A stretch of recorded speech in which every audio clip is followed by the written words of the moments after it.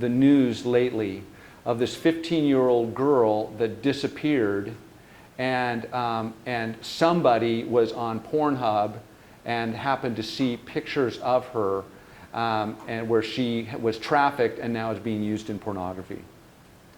So you might think, okay, there's nothing wrong with pornography. Well, I'm here to tell you that there is something wrong with pornography. It's a gateway, it's an entryway into human trafficking. And a lot of people involved in pornography are in fact human trafficking victims.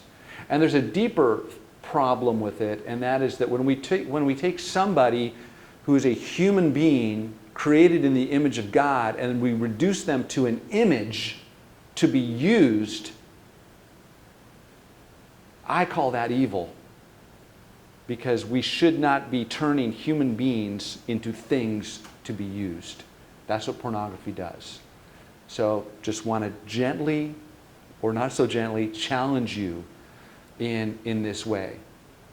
Because pornography is becoming more and more an accepted, just a normal, natural part of media and television and movies, and it's really, really not a good thing. Now let me just give you two story snapshots, two country snapshots.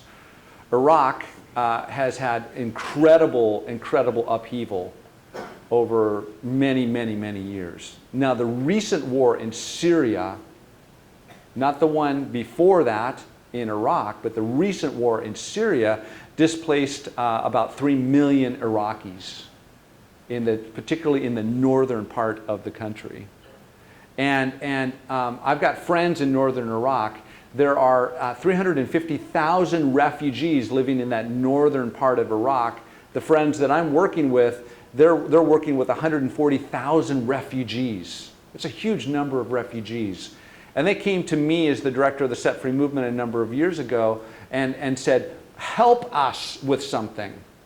Help us, because in the work that we're doing with all of these refugees, we keep finding women who were former slaves of ISIS, sex slaves of ISIS. ISIS took 7,000 Yazidi women as sex slaves, and now that the war is winding down and is mostly over in Iraq, these women are coming back to their homeland, and they're not accepted. Some of them have babies. They'll probably never marry. What do we do? What do we do with all of these women? What do we do with all of these refugees? And then Iraq is in the top 10 of the worst countries in the world for human trafficking. Now, on the other end of the spectrum is the United Kingdom. I was just in the United Kingdom. And in 2017, there were 5,147 cases reported. And of those cases, there were 116 countries represented. So a huge amount of people being trafficked into the United Kingdom. And most of them were for labor, but it's the last statistic that really alarms me. That I looked at the statistics from 2015 up through this year, and every year there was a dramatic increase in the trafficking of children. So from 2017 to 2018, there was a 66% increase in the trafficking of children within the United Kingdom. And I think, now I don't know, but I think it's to fuel pornography. Because we're seeing this globally, that there's a huge trafficking of children to fuel the pornography, which is big business, and 750,000 people right now are looking for it, so it's huge business.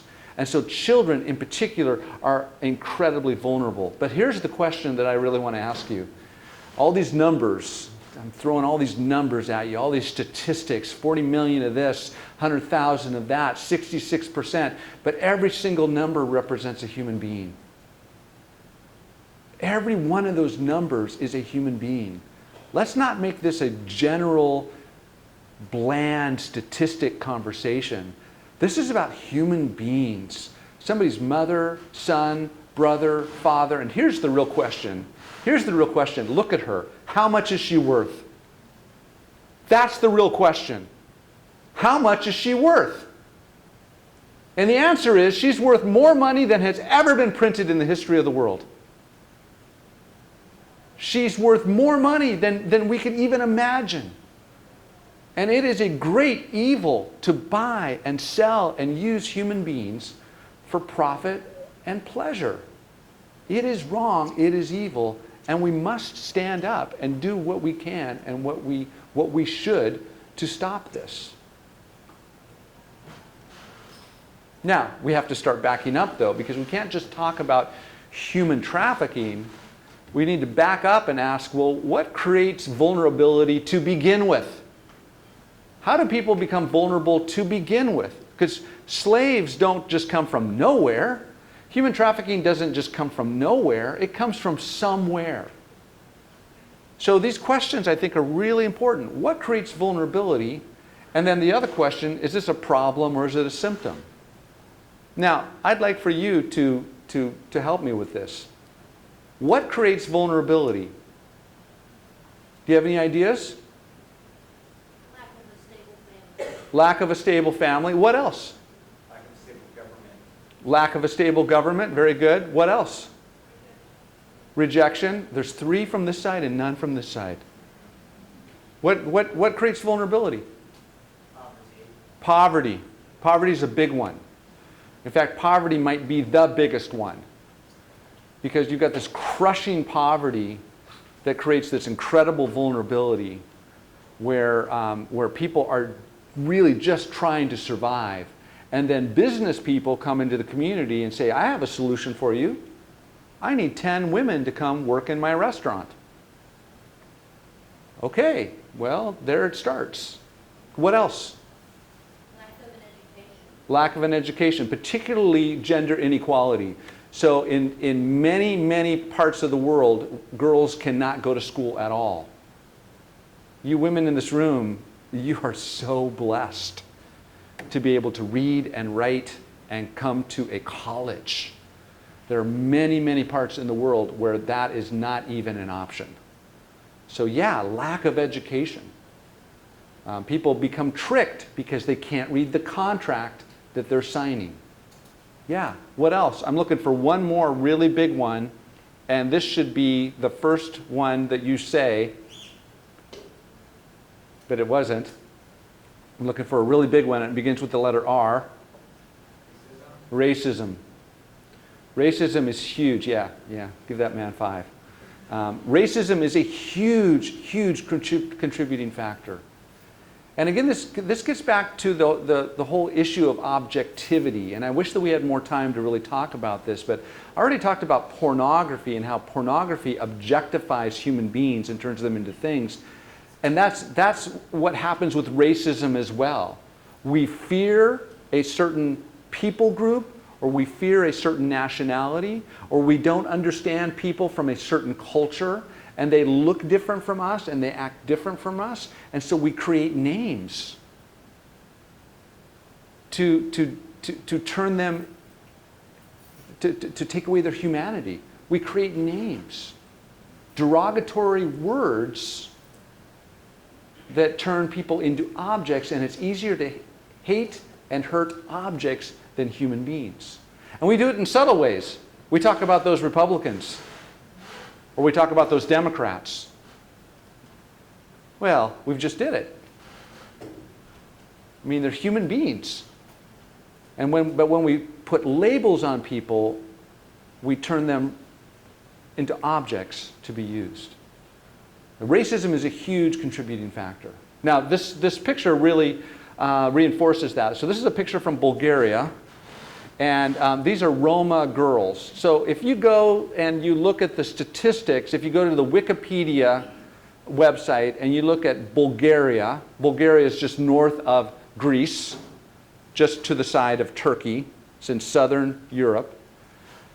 If you go and you look at the population statistics, the Roma literally do not count.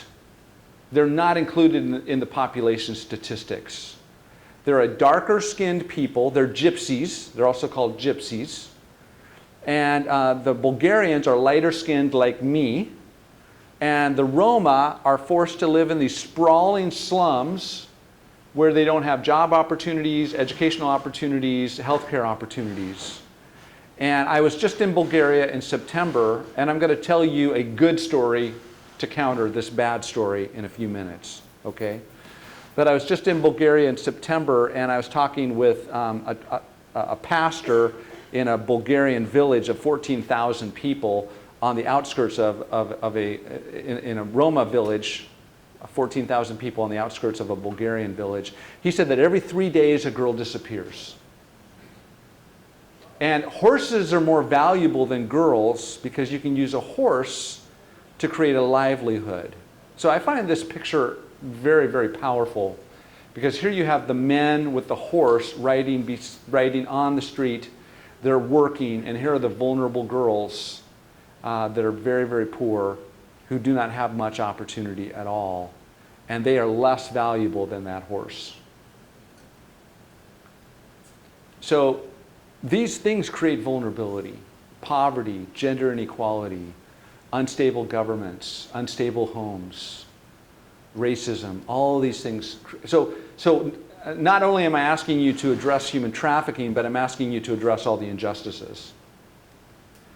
Because we can't just help human trafficking victims because they come out of all sorts of injustices. So there has to be a holistic, comprehensive work to simply create a more just world. And that's a long, long, challenging task. You know, I'm 58 years old. I'm not going to see it happen. But I've got 1-year-old granddaughters, and I want them to live in a more just world than I live in. I want there to be less human trafficking when I die because of what I'm doing. Now, the other question is this a problem or a symptom? And this is a really important question. This is really important, because if we think something's a problem, but it's really a symptom, and we address that symptom as if it's a problem, it does not ever get better. It doesn't ever get better. We've got to address both symptoms and problems, but we've got to dig down deep to really address the root problem. So let me give you an illustration of this. Where we lived in Thailand, we lived in a village, and at one point the managers of the village came in and they cut down a whole bunch of banana trees and they burned the ground. Well, 3 months later, the banana trees started to come back up again, because they didn't dig down deep and get the roots out. And so I can give you 20, 30, 40, 50 things for you to do, but instead I'm talking to you about deep root causes that are not fixed by do this, don't do this. They're fixed by values adjustments, by significant change that happens over time. We've got to get down deep. And to answer your question, I really believe that human trafficking is a symptom. It is not a problem. There's something deeper down underneath that is rotten and is destructive and is causing these symptoms. Now, I would also argue that racism is also not a problem. It's a symptom. And poverty is not a problem. It is also a symptom. Poverty is about relationships that don't work. Now, it's about a lot of other things too, but at the very root and core of it, it is about relationships that don't work. And so we really believe in the Set Free movement that human trafficking is a symptom, and the underlying problem is this, that relationships are broken.